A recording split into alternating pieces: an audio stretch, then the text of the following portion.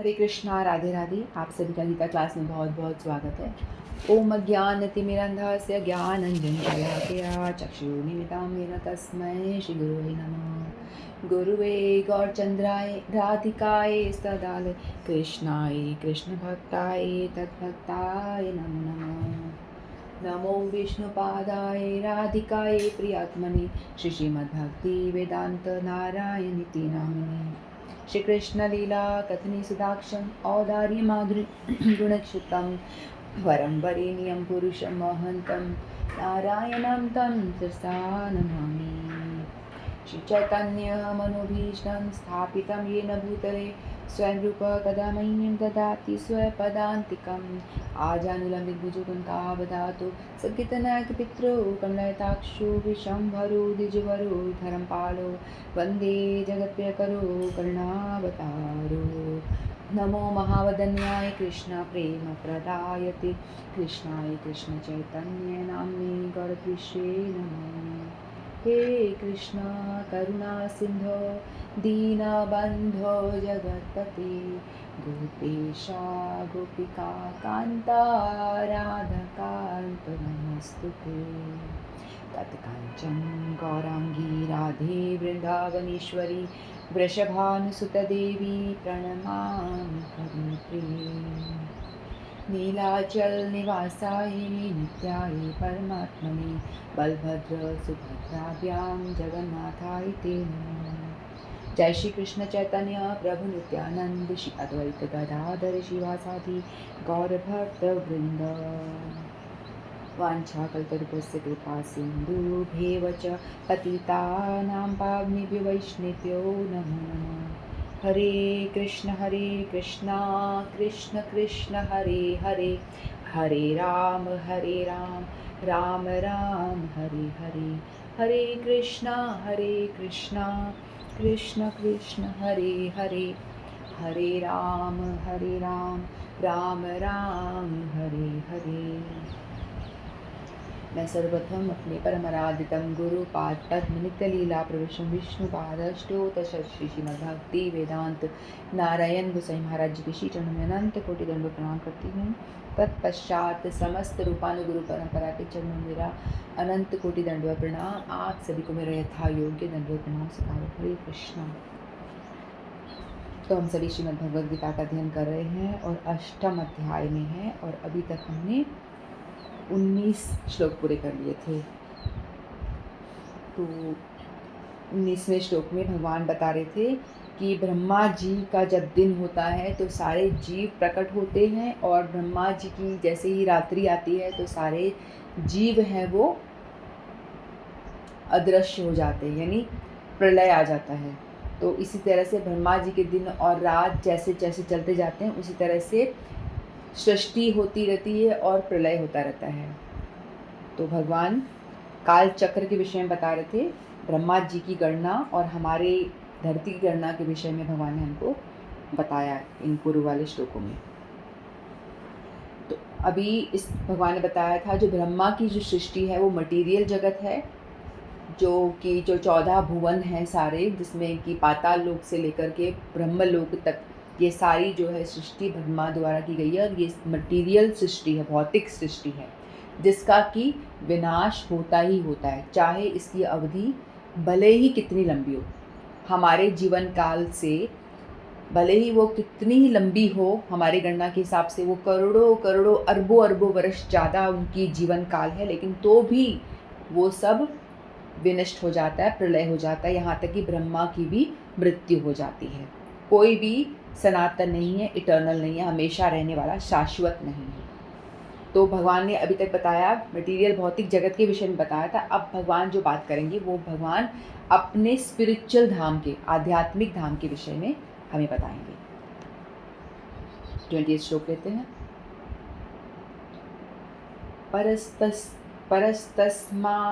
परस्तस्मात्तु भावोऽन्यो अव्यक्तो अव्यक्तात् सनातन यः स सर्वेषु भूतेषु नश्यन्तु न विनश्यति।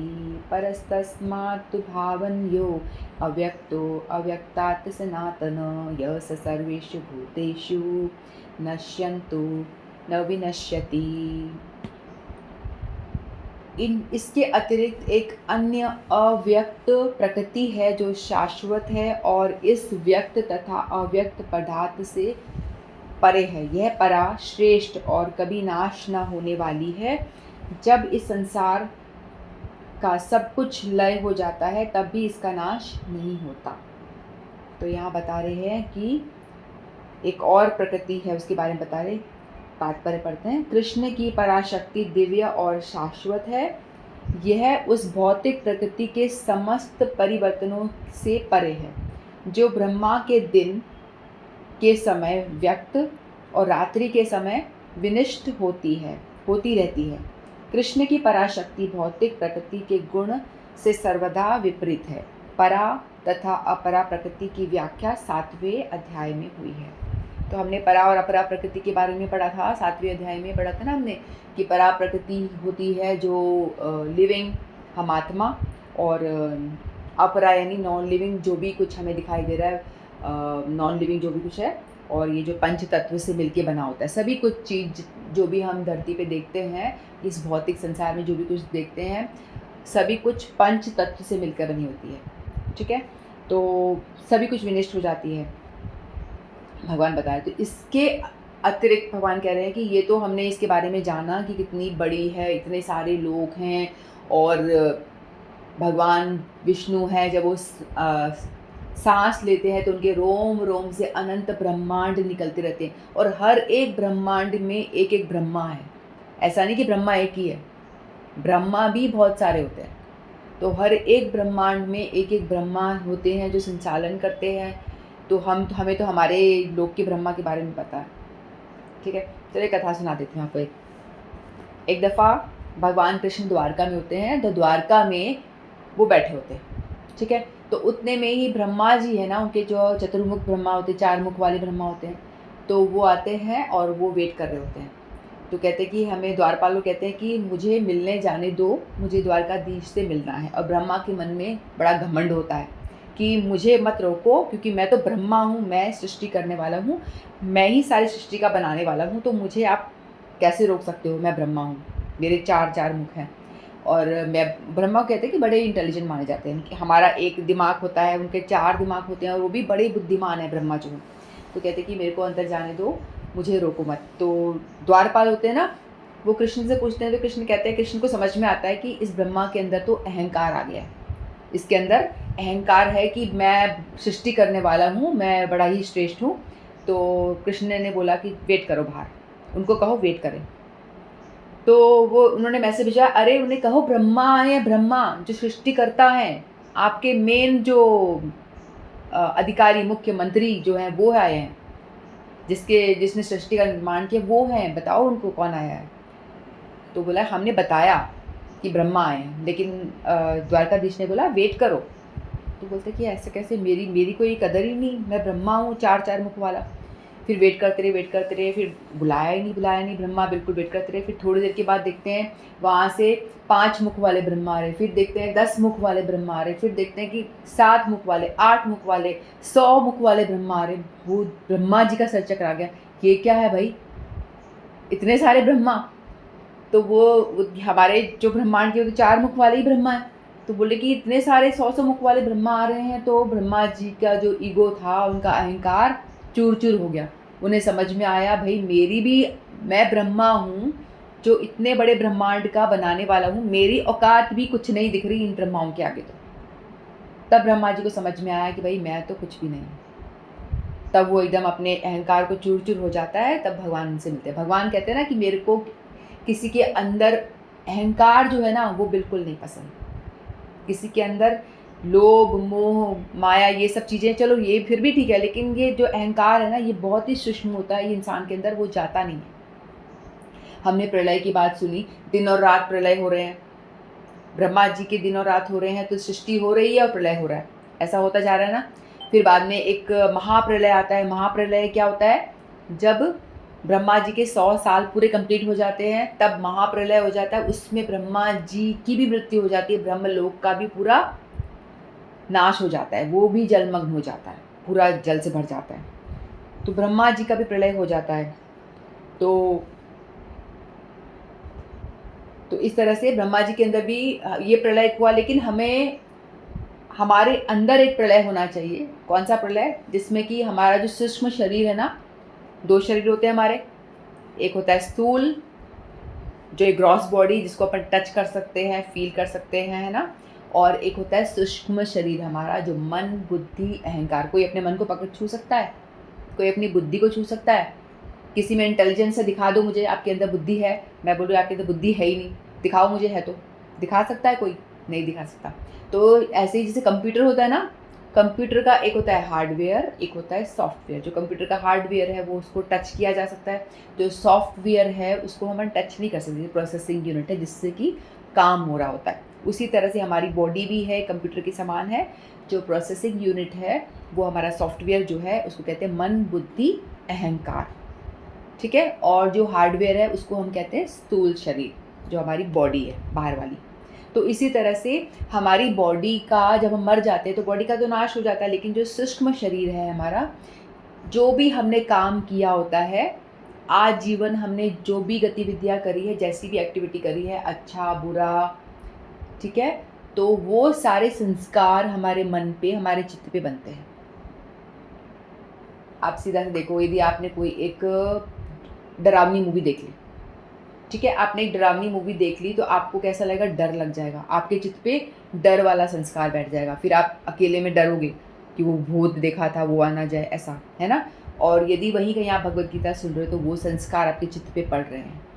आप अकेले में भी होगे तो आप एक बार भगवत गीता खोलोगे, सोचोगे, अब मन में आपके जो बातें हैं वो भगवत गीता की, भगवान की वाणी आपके दिमाग में गूंजेगी, वो संस्कार पड़ेंगे, है ना। वहीं कहीं आप फिल्मी मूवी देख कर आओगे तो वो गाने आपके अंदर चलते रहेंगे।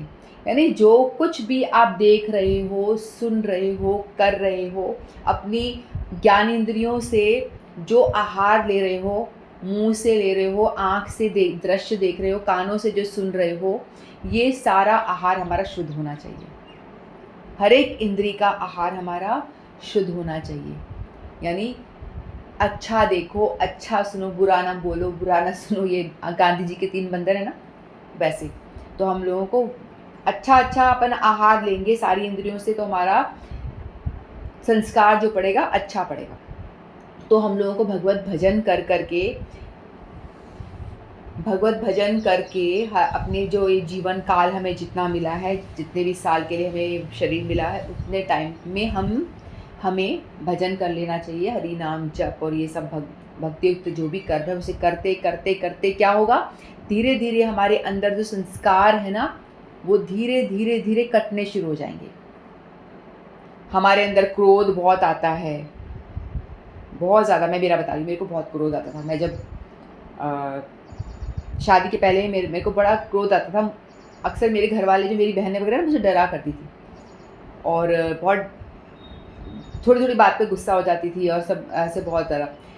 तो लेकिन जैसे जैसे हरिनाम से जुड़ी, हरिनाम करते करते करते करते धीरे धीरे धीरे अब मुझे लगता है कि मैं अपने क्रोध पे थोड़ा कंट्रोल कर पाती हूँ। मुझे इतना ज़्यादा क्रोध नहीं आता, मतलब कंपैरेटिवली आता है, कंपैरेटिवली पहले वाली जो स्थिति थी उतनी नहीं है, काफ़ी कम हो गई। तो इसीलिए आप जैसे जैसे आप हरिनाम करते रहोगे, एक क्रोध, मोह, मद यानी अहंकार, माया, ये सारी चीज़ें आपके धीरे धीरे धीरे अंदर का जो गंदगी, कचरा जो भरा हुआ है ना वो धीरे धीरे क्लीन होने लगता है। मैंने मेरा एक्सपीरियंस बताया, ऐसे आप करोगे तो आपको भी अपना एक्सपीरियंस नज़र आएगा। ऐसा नहीं है मेरा क्रोध नहीं आ रहा, आता है, मुझे अभी भी बहुत ज़्यादा आता है, लेकिन पहले के कंपेयर में कुछ कम हो गया, ऐसा मुझे लगता है, कुछ कम हो गया, अभी भी बहुत आता है। तो लेकिन वो धीरे धीरे करते रहेंगे तो धीरे धीरे वो ख़त्म हो जाएगा। तो हम लोगों को हरिनाम करते करते करते धीरे धीरे हमारे अंदर जो भी अहंकार है, जैसे ब्रह्मा जी में अहंकार था उसी तरह से, इसीलिए वो मटीरियल ज़िंदगी में है ना, उनके अंदर भी अहंकार है, उनके अंदर भी सारी ये जो दोष हैं वो हैं। तो इसीलिए धीरे धीरे करते करते वो हमारा हमको चाहिए कि हम भजन इस लेवल का करें कि हमारा सारा अंदर का जितना भी मैल कलमश जो है सारा ख़त्म हो जाए। सबसे लास्ट जो है अहंकार, वो ख़त्म नहीं होता। सबसे सूक्ष्म रूप में अहंकार, प्रतिष्ठा, ये सब रहता है हमारे अंदर, ये ख़त्म नहीं होता। तो ये वाला प्रलय हो जाना चाहिए हमारा। यदि हमारे अंदर ये प्रलय हो गया, अंदर से सब कुछ ख़त्म हो जाएगा, तो हमारा असली प्रलय हो गया। उसके बाद हम भगवत धाम जा सकते हैं। अंदर से सारा क्लीनिंग हो जाती है हमारी, सूक्ष्म शरीर नाश हो जाता है। ये सूक्ष्म शरीर को नाश करना ज़रूरी है।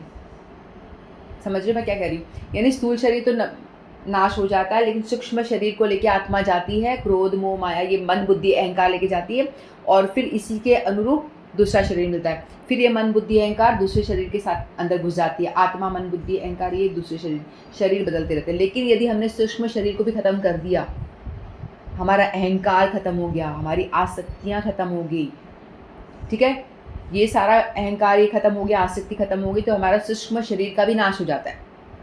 तो जब दोनों शरीर का नाश हो जाता है तब हम जाते हैं भगवत धाम, तब हमारी एंट्री होती है वहाँ पे। तो हमें चाहिए कि हम ये वाला प्रलय ले आएँ, जिससे कि हमारा सूक्ष्म शरीर का भी पूरा नाश हो जाए और हम भगवत धाम जा सकें। तो हमारे भक्तों का ये प्रलय होना चाहिए। हम उस प्रलय का वेट करते हैं कि हमारा सूक्ष्म शरीर का भी नाश हो जाए।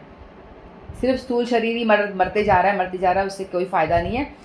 बार बार जन्म लेना पड़ रहा है, बार बार मरने से अच्छा हमारा अंदर का जो स्थूल शरीर सूक्ष्म शरीर है, जो दिखता नहीं है, उसका नाश हो जाए, वहाँ भी प्रलय आ जाए, तो हम भगवत धाम में एंट्री कर पाते। तो भगवान बता रहे हैं कि वो जो स्पिरिचुअल धाम है, भगवान का जो धाम है, वहाँ यदि कोई जाता है तो वहाँ से लौट कर वापस नहीं आना पड़ता। ठीक है, देखो हमारा ये संसार जो है बनाया हुआ है ब्रह्मा जी द्वारा। कोई भी चीज़ जो बनाई जाती है वो ख़त्म होती है। जिसका जन्म होता है उसकी मृत्यु होती है। कोई चीज़ बनती है तो वो उसका नाश भी होता है। मोबाइल फ़ोन है मेरे हाथ में, मैं यूज़ करूँगी, एक दिन वो ख़राब होगा, फिर उसको डस्टबिन में डालना पड़ेगा। कोई भी चीज़ ले लीजिए आप, हमारी बॉडी है, हमारी बॉडी भी है, उसमें चेंजेस होते रहते हैं कि नहीं होते? हम जन्म लेते हैं, फिर हम बड़े होते हैं, फिर बड़े होने के बाद में एक एज तक हम ऐसे ही मेंटेन रहते हैं, एक एज तक एक जैसे रहते हैं। फिर बाद में कुछ उत्पत्ति होती है, यानी बच्चे जन्म होते हैं। उसके बाद में फिर हम ढलना शुरू हो जाता है। आफ्टर 40 धीरे धीरे नीचे की ओर जाना शुरू होता है। फिर बाद में और बुढ़ापा आता है। फिर बाद में क्या होता है, हम मर जाते हैं। तो ये चेंजेस हमारी बॉडी में आते हैं। ठीक है, जन्मना, बढ़ना, फिर एक एज तक रहना, फिर उत्पत्ति करना, फिर बाद में ढलना शुरू हो जाना, फिर मृत्यु हो जाना। ये 6 चेंजेस हमारे अंदर आते हैं बॉडी में, क्योंकि जन्म है तो मरेगी वो। लेकिन आध्यात्मिक और ये मटेरियल, इसमें आप कंपैरिजन करो तो ये है मटेरियल जो है बना हुआ है, जन्म हुआ तो मर जाएंगे। वही हमारी आत्मा ये है इटर्नल, ये नहीं मरती। हमने सेकंड अध्याय में पढ़ा था कि आत्मा का मृत्यु नहीं होती। तो हम लोग भगवान का अंश है, इसलिए हम भगवान सनातन है। भगवान का धाम जहाँ भगवान रहते हैं वो भी सनातन है। इस लोक का नाश होता है, लेकिन जो भगवान ने बनाया ही नहीं है, जो ऑलरेडी बनाया है, तो उसका नाश होगा ही नहीं, वो हमेशा से है। हमारी आत्मा बनाई नहीं गई किसी ने, वो ऑलरेडी बनी हुई है, क्योंकि भगवान का अंश है। सूरज की किरणें हैं हम, चिंगारियाँ हैं हम सारे। तो सूरज हमेशा रहेगा तो चिंगारियाँ भी हमेशा रहने वाली हैं। तो उसी तरह से भगवान परम आत्मा है, हम अणु आत्मा, छोटी छोटी आत्माएं। तो हमारी आत्मा का नाश नहीं होता है। ठीक है, तो ये सनातन है। उसी तरह से तो हम लोगों को चाहिए कि हम सनातन जो जीव है उसको शांति तभी मिलेगी जब वो जहाँ सनातन जो उसका लोक है वहाँ जाएगा। ठीक है, वहाँ कोई विनष्ट नहीं होता, कुछ भी नहीं होता वहाँ पे। वो ये जगत का बिल्कुल विपरीत है। जैसा ये जगत है उसका बिल्कुल उल्टा। यहाँ जन्म होता है, वहाँ जन्म नहीं होता। यहाँ मरते हैं, वहाँ कोई मरता नहीं, हमेशा रहता है। यहाँ के लोग बिल्कुल अज्ञानता में जीते हैं। जैसे यहाँ का जो लोग है, जैसे भगवान के नाम के लोग को हम बोलते हैं सत, चित्त और आनंद। सत्य यानी इटर्नल, हमेशा रहने वाला। चित्त यानी ऑल नॉलेजेबल, सारा ज्ञान भरा हुआ है भगवान के अंदर, सारा ज्ञान भरा हुआ है, और उनके धाम में भी पूरा ऐसा ही। लेकिन यहाँ पे क्या है, असत, उसका उल्टा असत, टेम्परेरी है, वो परमानेंट, ये टेम्परेरी। वो चित्त यानी ज्ञान है, यहाँ पे अचित्त, यहाँ कोई ज्ञान नहीं है, अज्ञानता है। लोग अज्ञानता में जी रहे हैं ना, मटीरियल चीज़ों में अपने सुख की खोज कर रहे हैं। अज्ञानी है, इसीलिए खोज कर रहे हैं, जानते नहीं, भगवान के विषय में जानते नहीं, जानना चाहते नहीं। सब बस खाना पीने इसी में लगे हुए हैं, कमाओ खाओ पियो सो जाओ मर जाओ, यही करने में लगे हुए हैं, अज्ञानता में जी रहे हैं। तो यहाँ अज्ञान है, वहाँ ज्ञान है। सत, चित्त और आनंद, वहाँ आनंद भरपूर है, पूर्ण आनंद। और यहाँ पे आनंद है ही, निरानंद, आनंद है ही नहीं। बस हमारी अज्ञानता है कि हम आनंद की खोज कर रहे हैं यहाँ पे, जो हमें आनंद लगता है, अनुभूति स्वरूप होती कि भी आनंद मिला। शहद की बॉटल में से एक बूंद हमें मिल जाता है तो हम चाट के प्रसन्न हो, वाह मीठा मीठा, तो हमें वैसा आनंद मिलता है ज़रा सा। लेकिन आनंद यहाँ पे है नहीं, कि भगवान बता रहे हैं, भगवान ने ये सृष्टि बनाई है तो भगवान ने बताया है कि यह दुखालय यहाँ पे नहीं है, आनंद नहीं है। तो इसलिए हम यहाँ पर खोज करना बंद करें, मूर्ख बनना बंद करें। यहाँ बस जो हमें काम करना है, कमाना है, जितना जीविका के लिए चाहिए उतना करें, और बाकी जो इम्पोर्टेंट काम है, बड़ा बिजनेस जो हमें करना है वो करें। बड़ा बिजनेस क्या है हमारा? भगवत धाम जाना, भगवान के धाम जाना, ये हमारा बड़ा बिजनेस है कि नहीं? बड़ा बिजनेस जो यहाँ के सो कॉल्ड जो बिजनेसमैन वगैरह हैं, इंटेलिजेंट हैं, करोड़ों रुपए लगा के इतना इतना बड़ा हमने एम्पायर खड़ा कर लिया। लेकिन जो भक्त है वो ज़्यादा इंटेलिजेंट क्यों है? क्योंकि वो उस बड़े बिजनेस के लिए पढ़ाई कर रहा है, जहाँ उस लोक में जाके जहाँ प्रलय भी नहीं होगा, ना जन्म मृत्यु जरा व्याधि भी नहीं होगी, वहाँ आनंद ही आनंद हो गया। एक बार वहाँ चले गए तो वापस लौट के आना भी नहीं पड़ेगा। भगवान के साथ आनंद करो, गैया चराओ, रास करो, जो भगवान कर रहे हैं वहीं मज़े करो। तो ऐसी जगह जाना की तैयारी कर रहा है वो जो भक्त है, ऐसी जगह जाने की वो प्रैक्टिस कर रहा है, प्रयास कर रहा है, जिससे कि वापस लौट कर आना ना पड़े। और यहाँ के लोग क्या कर रहे हैं? इस टेम्परेरी जगत में ऊपर उठने का प्रयास करें। क्या फ़ायदा होगा? उठ जाओ, वापस गिर जाओगे। इसीलिए मेहनत करो, अपना प्रयास करो, वहाँ पहुँचने का करो। डेली स्टडी हम जैसे करते हैं, इंजीनियर बनना है तो डेली पढ़ाई कर रहे हैं, उसी तरह से हमको डेली पढ़ाई करनी है, स्पिरिचुअल पढ़ाई करनी है। उसमें जैसे हम कर रहे हैं भगवद गीता, ये सब करते रहना है, कंटिन्यूअस, निरंतर, छोड़ना नहीं है इसको। और जितना जप करोगे उतना ही जल्दी भगवान का सिंहासन मिलता है, भगवान को आप डायल करते जा रहे हो। तो जप अपना बढ़ाओ, ज़्यादा जितना जप करोगे उतना ही हम इस पढ़ाई में सक्सेसफुल होंगे। तो ज़्यादा मुश्किल काम नहीं है, बस जप करना है ना। और ये जो बोला गया छोटा मोटा काम, भोग लगा कर खाओ, जो ABCD मैंने बताई थी उस चीज़ का फॉलो करना है। ठीक है, तो हम पढ़ाई हमारी हो रही है उस धाम में जाने के लिए। नेक्स्ट श्लोक लेंगे। अव्यक्तोऽक्षर इत्युक्त तस्मात् तस्मात् तस्मात् माहो परां गतिं यः प्राप्य न निवर्तन्ते तद्धाम परमं मम। अव्यक्तोऽक्षर इत्युक्त तस्माहु परमां गतिं यं प्राप्य न निवर्तन्ते तद्धाम परमं मम। श्री भगवान कहते हैं, जिसे वेदांती अप्रकट और अविनाशी बताते हैं, जो परम गंतव्य है, जिसे प्राप्त कर लेने पर कोई वापस नहीं आता, वही मेरा परम धाम है, जहाँ जाकर वापस नहीं आना होता। भगवान बार बार बताते हैं कि वहाँ आने का प्रयास करो, वहाँ जाके वापस आना नहीं पड़ेगा। बार बार हमको गुरुवर्गों को भेजते हैं, समझाओ इनको। भगवान का जो स्पिरिचुअल धाम है ना, वो कितना बड़ा है। जैसे ब्रह्मा जी का हम दिन रात देख रहे हैं, ब्रह्मा जी का वहाँ तो दिन रात है ही नहीं, काल का तो कोई काम ही नहीं है, काल अंडर में है भगवान के। हम लोग काल है, काल हमारे ऊपर वर्क कर रहा है, इसलिए हम बूढ़े हो रहे हैं ना। 1 साल बीत गया, 1 साल बूढ़े हो गए, 2 साल बीत गया, 2 साल बूढ़े हो गए, बच्चा बड़ा होते जा रहा है, तो यहाँ पे काल वर्क करता है, इसीलिए एज बढ़ती जा रही है। लेकिन वहाँ पर काल भी भगवान के अधीन है, तो काल भी वहाँ काम नहीं करता, क्योंकि भगवान की एज बढ़ती ही नहीं। वहाँ हमेशा भगवान नव नवीन रहते हैं, 16 साल की उम्र में रहते हैं, राधा रानी किशोरी रहती हैं। और हम लोग यदि वहाँ पहुँचते हैं, हमारा सूक्ष्म शरीर जब नाश हो जाता है, उसके बाद यदि हम वहाँ पहुँचेंगे तो हमें भी भगवान जैसा ही स्पिरिचुअल बॉडी मिलेगी, दिव्य बॉडी, जो कभी बूढ़ी नहीं होगी, हमेशा जवान रहेगी, कोई प्रॉब्लम नहीं होगी, कभी बुढ़ापा नहीं आएगा, कभी भी बीमारी नहीं आएगी, और आनंद ही आनंद, भरपूर आनंद। तो ऐसी जगह जाने का किसका मन नहीं करेगा? तो उस जगह जाने के लिए वो तैयारी करो अभी से। जिसको पता चल गया वो तो करेगा, जिसको पता नहीं है वो तो फिर यही अपने झंडे गाड़ता रहेगा बैठा बैठा। ठीक है। ब्रह्म संहिता में भगवान कृष्ण के परम धाम को चिंतामणि धाम कहा गया है, जो ऐसा स्थान जहाँ सारी इच्छाएं पूरी होती है। भगवान कृष्ण का परम धाम गोलोक वृंदावन कहलाता है, और यह पारसमणि से निर्मित प्रसादों से युक्त है। तो भगवान का धाम कैसा है बताया गया है, चिंतामणि। वहाँ का जो कण कण है वो चिंतामणि है, वहाँ पे हीरे मोती ऐसे बिखरे पड़े हैं। जैसे हम देखते हैं ना, मिट्टी, धूल, मट्टी, कंकड़ होता है ना, धरती पे वहाँ पे ऐसा नहीं, वहाँ पे जो एक एक कंकड़ जो है जो चिंतामणियों से भरा हुआ है, वहाँ पे पूरा धाम ऐसा है। डिस्क्रिप्शन दिया गया है कहाँ पे, ब्रह्म संहिता ग्रंथ में, वहाँ बताया गया कि पूरा धाम जो है चिंतामणि।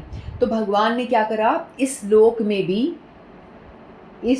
भी उसका एक रेप्लिका कहते हैं ना, डुप्लीकेट वृंदावन यहाँ पे भी स्थापित किया। जो वृंदावन हम यहाँ देखते हैं ना, वो वृंदावन, वो साक्षात वृंदावन वही है जहाँ भगवान ने लीला की थी, यहाँ पे जन्म दिया था, लीला करी थी। जो लीला वो वहाँ करते हैं वही सेम लीला उन्होंने यहाँ पे भी की थी। और वो जो धाम है ना, वैसा ही है जैसा डिस्क्रिप्शन बताया गया गोलोक धाम का। लेकिन हम वहाँ जाते हैं तो हमें दिखता है ऐसा? हम लोगों को क्या दिखता है? हम लोगों को तो कोई नहीं दिख रहा है ऐसा जो बता रहे चिंतामणि है वहाँ पे, यहाँ पे हीरे मोती जड़े हुए हैं सारी धरती पे। हम लोग जा रहे हैं तो हमको तो वही नदी, नाले, तालाब, कचरा, प्लास्टिक, यही सब नज़र आ रहा है। छोटा सा गाँव दिख रहा है और सब कुछ वैसा का वैसा दिख रहा है, कुछ भी हमें नज़र नहीं आ रहा। तो भगवान बताते हैं ये जो धाम है वो एक्चुअल में वैसा ही है जैसा चिंतामणि बताया गया है। लेकिन हमें क्यों नहीं दिखता? क्योंकि हमारी आँखें के ऊपर अविद्या का पर्दा चढ़ा हुआ है। हमारी आँखों पर अविद्या रूपी पर्दा चढ़ा हुआ है, अज्ञानता का पर्दा चढ़ा हुआ है, इसलिए हम उस धाम को देख नहीं पाते। ठीक है, लेकिन वहाँ रह के जो भक्तगण हैं बहुत ज़्यादा भजन में लगे हुए हैं, निरंतर भजन कर रहे हैं, निरंतर सतत भगवान का नाम जप कर रहे हैं, उनको दिखता है, उनको दर्शन होते हैं। ठीक है, एक बार एक व्यक्ति होता है वृंदावन में, वो जा रहा होता है और चलते चलते ही वो बूढ़ा व्यक्ति होता है, लड़खड़ा कर गिर जाता है जोर से। फिर दूसरा व्यक्ति बोलता है कि आपको तो दिखाई तो देता है ना दादा, तो आप गिर कैसे गए? तो कहते हैं कि हाँ, फिर रोने लग जाता है, आंखों से आंसू आने शुरू होते। बोलते क्या आप रो क्यों रहे हो? तो बोलते कि मैं जा रहा था, एकदम से मैं जोर से ठोकर खा के गिर गया। ठोकर काहे से खा के गिर गया? बोलते कि उनको ऐसे दिखाई दिया क्योंकि उनके पास भजन करते करते उनको दिव्य आंखें मिल गई। जो अगर आप जाओगे, आप निरंतर भजन करोगे, 24 घंटा आपके मुंह से नाम, भगवान का नाम ही निकल रहा होगा, इतनी आप साधन भजन करोगे, प्रैक्टिस करोगे, नाम जप करोगे, पहले नाम जप करके प्रैक्टिस करोगे, फिर वो स्वतः ही मुंह से निकलेगा। पहले तो आपको माला उठानी पड़ेगी, तभी ये होगा। बिना माला उठाए आप नहीं बोल सकते। वो लोग कहते हैं मेरे मन मन में हो, किसी को बोलो नाम कर, मन मन में करती हूँ, मन मन में करती हूँ। और मन मन में मैं तो आज तक नहीं कर पाई, और हमारे कोई गुरुवर भी नहीं कर पाए, तो आप कैसे कर लेते हो? ये मन मन वाली जो बात है ना, ये तो ऐਵੇਂ ही है, मन मन कुछ नहीं होता। मैं कई बार सोचती हूँ मन मन में करूँ, तो मन मन में करती हूँ, हरे कृष्ण 2 नाम करे, उसके बाद मन पता नहीं कहाँ भाग गया, कहाँ घूमने चला जाता है, कुछ और ही बातें चल रही होती है। फिर याद आता, अरे मैं तो नाम जप रही थी ना। फिर कोशिश करती हूँ मन को खींच के लाने की, मन फिर भाग जाता है। मन मन में नहीं होता। मन मन में तभी हो पाएगा जब आपने इतनी प्रैक्टिस करी है, आजीवन आपने प्रैक्टिस करी है, तब वो स्वतः ही मन मन में होगा। लेकिन आपको उसके लिए आजीवन प्रैक्टिस करनी होगी, कंटिन्यूस प्रैक्टिस होगी, तब आपके मन मन में अपने आप हो जाएगा। और आज मैं और आप सोचे कि मन मन में हो जाए, तो नहीं होगा, बिल्कुल नहीं होगा। 2 नाम होगा, 3 नाम होगा, उससे ज़्यादा नहीं होगा। ठीक है, तो वो बाबा कहते हैं, वो गिर जाते, कहते हैं कि मुझे ऐसा दिखाई दिया कि मेरे को धाम जो है ना मुझे दिखाई दे रहा था। मुझे इतने सुंदर सुंदर चिंतामणि से बड़े बड़े मुझे रत्न जड़ित मंदिर दिखाई दे रहे थे, हर एक मंदिर रत्न जड़ित दिखाई दे रहा था। और मैं चल रहा था तो मुझे एकदम से मुझे दिखा कि यहाँ पे मतलब एक पुल सा आ गया, यमुना नदी आ गई। तो मैं छलांग मार के साइड में हुआ, तो इस दीवार पे जाके टकरा गया। मतलब वो अपने आप को बचाने के लिए उस लीला में जो उनको साफ नज़र आ रहा था, जो वृंदावन उनकी दिव्य दृष्टि से उनको जो सचमुच का वृंदावन दिख रहा था, उसके अकॉर्डिंगली वो चल रहे थे। तो जो ये मटीरियल वृंदावन जो दिख रहा था लोगों को, उससे वो टकरा के गिर जाते थे वो, क्योंकि उनको सत्य वाला जो वृंदावन है उसके दर्शन होते थे, दिव्य दृष्टि अपने आप आ जाती है। तो ये वृंदावन जो हम जाते हैं ना, वो भी ऐसा ही है। हम लोग वहाँ जाएँ तो चीज़ों को ऐसे ही देखें, हम ऐसी बुद्धि करके ना जाएँ कि ये वृंदावन में कभी भी ऐसा भाव ना आए कि यह नाली बह रही है, कीचड़ है, यमुना जी कचरा भरा हुआ है। कभी ऐसा भावना है यमुना जी हैं, वो यमुना महारानी पटरानी है, भगवान कृष्ण की पटरानी है, यमराज जी की बहन है। यमुना महारानी ने कहा है कि यमुना महारानी की आप पूजा करते हो, यमुना जी का जल आप आचमन करते हो, स्नान करते हो, तो यमुना जी की कृपा मिलती है। यमुना जी कहते हैं कि अपने भाई से भाई दूज पे उन्होंने वर मांगा था कि भैया जो भी भाई बहन आके यमुना जी में डुबकी लगाते हैं, तो उनको आप कभी भी यमलोक मत लेके जाना, अपना शक्ल मत दिखाना उनको कभी भी। तो यमुना जी की कृपा से वो आपको यमदूत से बचा सकती हैं, क्योंकि ये जो यमराज जी हैं, यमुना जी के भाई हैं, सूर्य पुत्री है यमुना जी, और यमराज भी सूर्य के पुत्र हैं। ठीक है, तो हम लोगों को यमुना जी पे श्रद्धा होनी चाहिए। और वहाँ पे जो वृक्ष हैं, कहते हैं कि एक एक वृक्ष वहाँ पे ऋषि मुनि हैं, बड़े बड़े ऋषि मुनि तपस्या कर रहे हैं। एक गुरुदेव की कथा सुन रही थी ना, उसमें गुरुदेव बताते हैं कि एक बार एक जो गुरुदेव है ना, परिक्रमा के लिए लेके जाते हैं अभी भी, कार्तिक परिक्रमा में लोगों को लेके जाते हैं। तो वहाँ पे क्या करा, कोई एक परिक्रमा में कोई एक व्यक्ति, पहले की कोई बात है वो अपनी बता रहे थे, तो एक व्यक्ति ने जाके एक पेड़ के नीचे शौच कर दिया। ठीक है, तो फिर वो जो वृक्ष है हमारे गुरुदेव के सपने में आया और उन्होंने कहा कि आपका एक टोली का शिष्य मेरे वृक्ष के नीचे आके उन्होंने ऐसा काम करा सुबह सुबह, तो आप उसे मना करो, मेरे भजन में बाधा होती है, मैं भजन कर रहा हूँ, मेरे भजन में बाधा होती है। तो गुरुदेव के सपने में आके गुरुदेव ने बोला कि कौन गया था वहाँ पे, ऐसा किसने करा? तो पता चला, तो बोला कि फिर डांटा उसको कि कभी भी इन वृक्षों के नीचे आपको ऐसा गलत काम नहीं करना है, क्योंकि ये सब ऋषि मुनि हैं, ये साक्षात बताई है गुरुदेव ने बात, उनके लिए ऐसा हुआ है, उनको सपने में आए हैं वो ऋषि। तो बोले कि ये हर एक जितने भी आप वृक्ष देख रहे हो, सभी ऋषि मुनि हैं जो तपस्या कर रहे हैं, धाम में रहना चाहते हैं, भगवान की लीला को दर्शन करने के लिए वो यहाँ पे हैं। कोई साधारण नहीं, यहाँ का पशु पक्षी भी साधारण नहीं है, यहाँ के चींटियाँ भी साधारण नहीं, यहाँ के कोई कुत्ते बिल्ली भी साधारण नहीं, यहाँ पे जिसने जन्म लिया है कोई भी साधारण नहीं है। सभी लोगों ने बड़े बड़े ऋषि मुनि हैं जो उन्होंने ऐसी वांछा करी है कि हमें यहाँ जन्म दो, हम चाहते हैं कि हमें यहाँ जन्म दो ताकि हम ये लीला का दर्शन करते रहें और भजन करते, हमारा भजन और आगे बढ़े। तो इसलिए ये धाम जो है साधारण धाम नहीं है, वो जो उस गोलोक वृंदावन धाम है उसी का ही बिल्कुल डुप्लीकेट, वैसा का वैसा, डुप्लीकेट नहीं कहते, वो एज इट इज़ वही है, लेकिन हमें नहीं दिखता तो भी वो अति पवित्र है।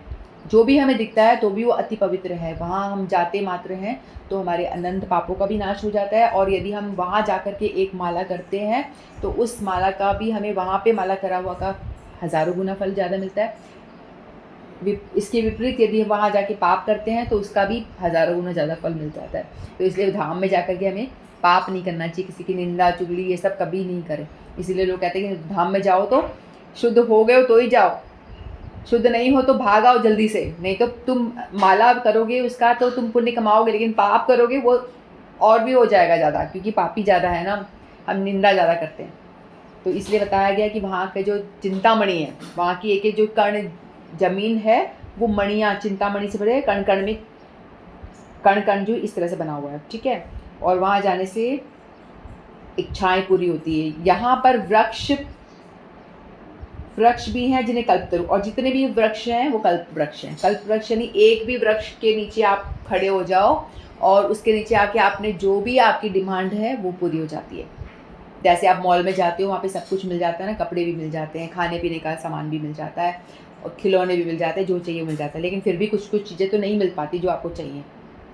आपको गाड़ी खरीदनी है वो वहाँ नहीं मिलेंगी, है ना, आपको मोटरसाइकिल खरीदी वो वहाँ नहीं मिलेंगी, लेकिन जो कल्प वृक्ष है वो ऐसा है, उसके नीचे आप खड़े हो जाओ और आपने जो भी इच्छा करी उस कल्प वृक्ष के नीचे खड़े होके, आपका मन कर रहा है मुझे एप्पल खाना है तो कल्प वृक्ष आपको एप्पल दे देगा, आपका मन कर रहा है मुझे अमरूद खाना है वही पेड़ आपको अमरूद दे देगा, आपका मन कर रहा है मुझे जूस पीना है तो वही पेड़ आपको जूस दे देगा।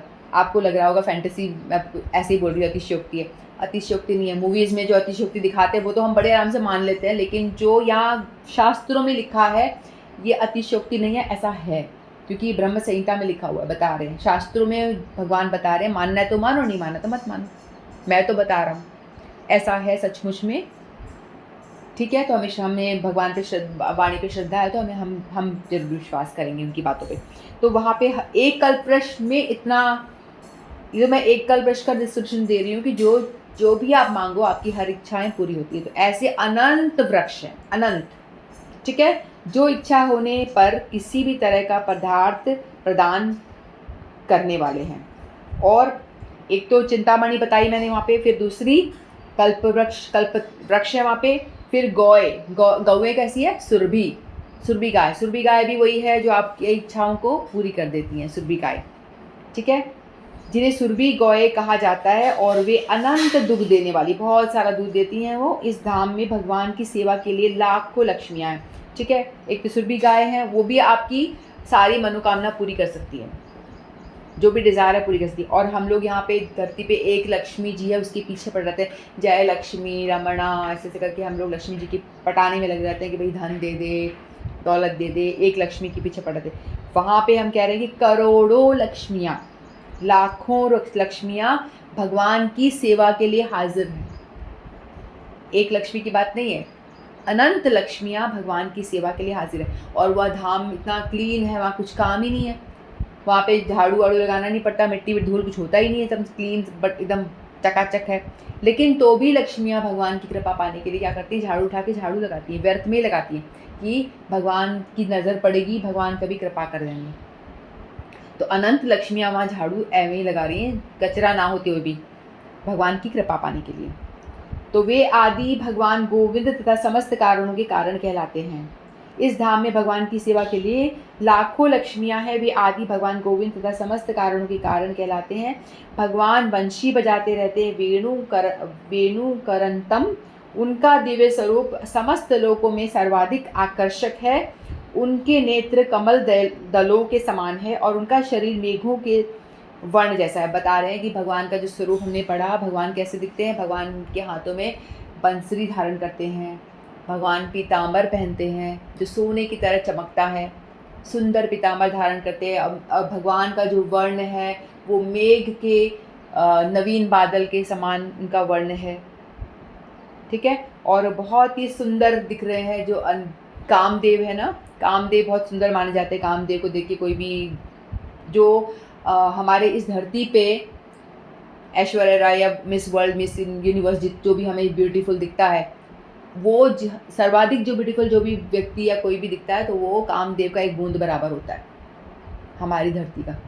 तो वैसे ही अनंत कामदेवों को भी वो भगवान कृष्ण का स्वरूप इतना सुंदर है कि अनंत कामदेव जब भगवान को देखते हैं तो मूर्छित होकर गिर जाते हैं।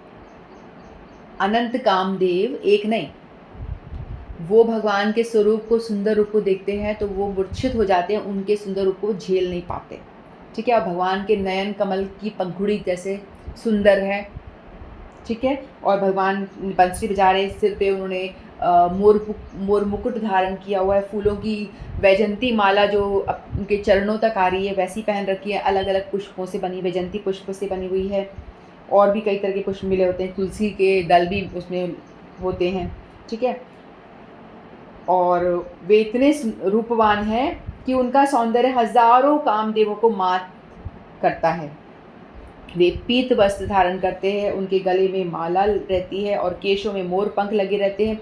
भगवत गीता में भगवान कृष्ण अपने निज धाम गोलोक वृंदावन का संकेत मात्र करते हैं। यहाँ पे तो बस अब थोड़ा सा बता रहे हैं कि ऐसा मेरा धाम है, वहाँ आने की तैयारी करो। जो आध्यात्मिक जगत का सर्वश्रेष्ठ लोक है, आध्यात्मिक जो जगत है वहाँ पे बहुत सारे लोग हैं। आध्यात्मिक जो वैकुंठ लोक में अलग अलग लोक हैं, वैकुंठ जहाँ से वापस नहीं आना पड़ता, वहाँ पे भी बहुत सारे लोग हैं, एक आध्यात्मिक लोक ही नहीं है। ठीक है, तो जैसे राम जी के जो भक्त हैं वो साकेत धाम जाते हैं, वैकुंठ लोक कहते हैं उनको भी। वैकुंठ यानी जहाँ कुंठा नहीं है, नहीं, जहाँ पे कोई दुख दर्द नहीं होते, तो वैकुंठ सबको कहा जाता है। जो राम जी के भक्त हैं, जो विष्णु जी के भक्त हैं, वो अलग अलग जाते हैं। जो कृष्ण के हैं वो सिर्फ गोलोक धाम जाएंगे, वो जो सर्वश्रेष्ठ लोक बताया गया है, इससे ऊंचा कोई और लोक नहीं है।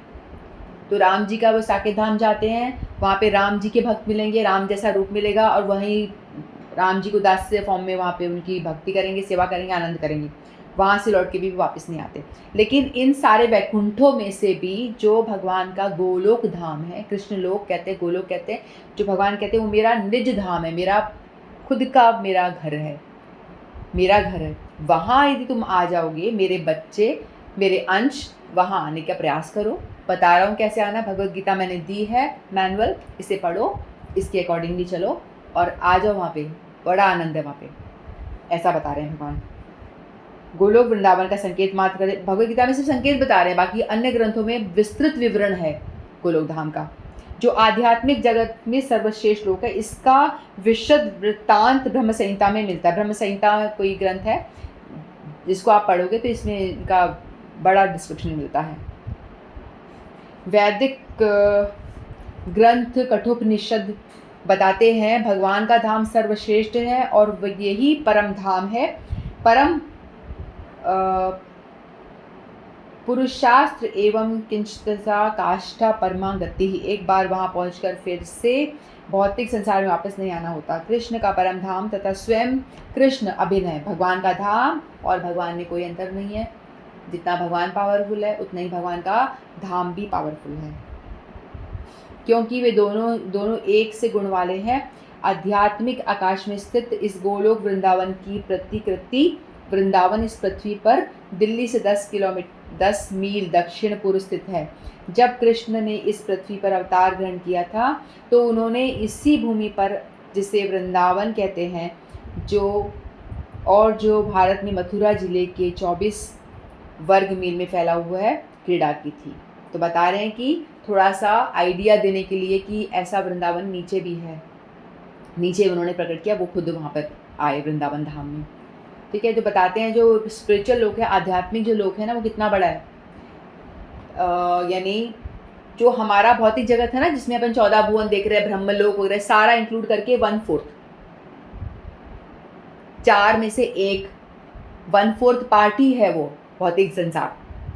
जो भी हम देख रहे हैं ब्रह्मलोक और तपलोक, जनलोक, जो भी लोग हैं, ठीक है।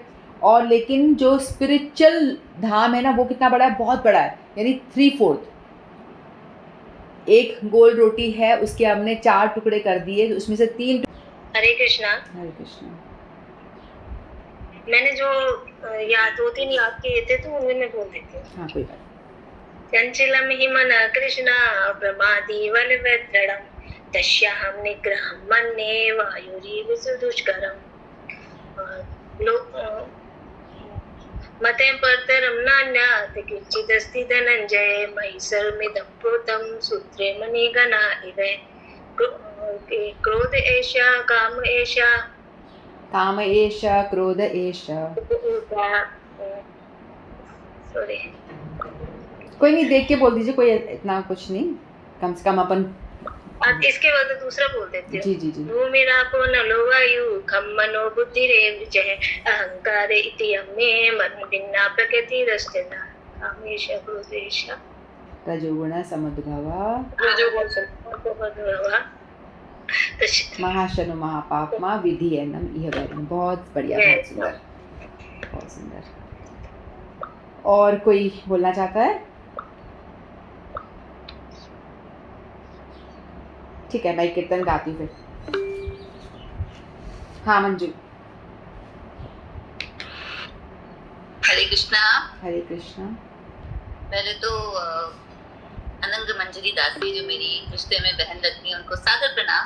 आप बहुत ही अच्छा कर रहे हैं। मतलब मैं बहुत कम आती हूँ, पर सबने इतने अच्छे से श्लोक याद कर रखे हैं, जब सुन के बहुत बहुत बहुत अच्छा लग रहा है। और हंसा दीदी का जो भजन था बहुत ही अच्छा था, प्लीज शेयर करना, जो बहुत मजा आया उसे सुन के। और सीमा दीदी का और भी किसी ने गाया था, वो भी बहुत अच्छा था। तो मुझे वैसे ना तो गाना आता है, पर एक छोटी सी गुरु कृपा प्रार्थना है। मैं किताब खोल के कोशिश करूंगी, प्लीज सुरों को, राग को, लय को इग्नोर करना। गुरुदेव कृपा बिंदु दिया, करो ए दासे ऋण बेखाया कीना। गुरुदेव कृपा बिंदु दिया, करो ए दासे ऋण बेखाया कीना। सकल सहाने बल दिया करा, निज माने स्पृहा कीना। सकल सहाने बल दिया करा, निज माने स्पृहा हीना। गुरुदेव कृपा बिंदु दिया, करो ए दासे ऋण बेखाया हीना। मैं इसका हिंदी में मतलब बताती हूँ थोड़ा। ये पहला पैराग्राफ है।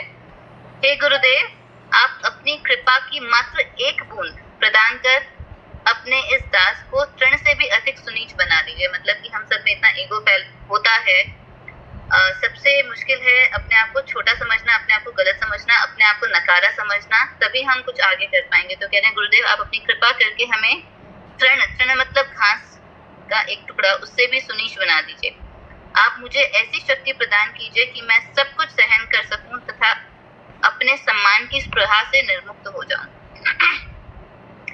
इसका सेकंड पैराग्राफ आता है, सकल सम्मान करिते शकति देहनाथ यथा यथा, तभी तो गाइबो हरि नाम सुखे अपराध हबे हथा। गुरुदेव कृपा बिंदु दिया करो ए दासे रण बेखयति हीना। ये कहते हैं आप मुझे इतनी शक्ति प्रदान कीजिए कि मैं सब कुछ सहन कर पाऊं, अपने सम्मान की इच्छा न रखते हुए मान सम्मान की इच्छा से निर्मुक्त हो जाऊं। हे नाथ, आप मुझे सबका यथा योग्य सम्मान करने की शक्ति प्रदान कीजिए, जिससे कि मैं शुद्ध हरिनाम कीर्तन करता रहूं तथा कीर्तन के प्रभाव से मेरे सारे अपराध नष्ट हो जाएं। और जब आप एक गुरुदेव की इतनी लंबी राग लाते हैं तो आपके रोम रोम उठते हैं और वाकई में तुम्हें लगता है कि तुम गुरुदेव को उस भाव से पुकार रहे हो। इसका थर्ड पैराग्राफ आता है, कबे हे ना कृपा लभियाए जाना कृतार्थ हई बेना, शक्ति बुद्धिहीना अमियाति दीना कर मोरे आत्मसात। गुरुदेव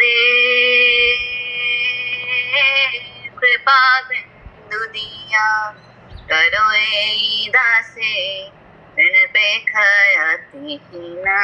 गुरुदेव कृपा बिंदु दिया करो ए दासे ऋण बेखयति हीना। योग्यता बेचारे किछ नाही पाई तुमरा करुणा सारा, करुणा ना हाइले कंदिया कांदिया प्राण ना राखी बोआर। गुरुदेव कृपा बिंदु दिया करो ए दासे ऋण बेखयति हीना। श्री गुरुदेव के चरणों में प्रणाम। ये जो लास्ट पैराग्राफ था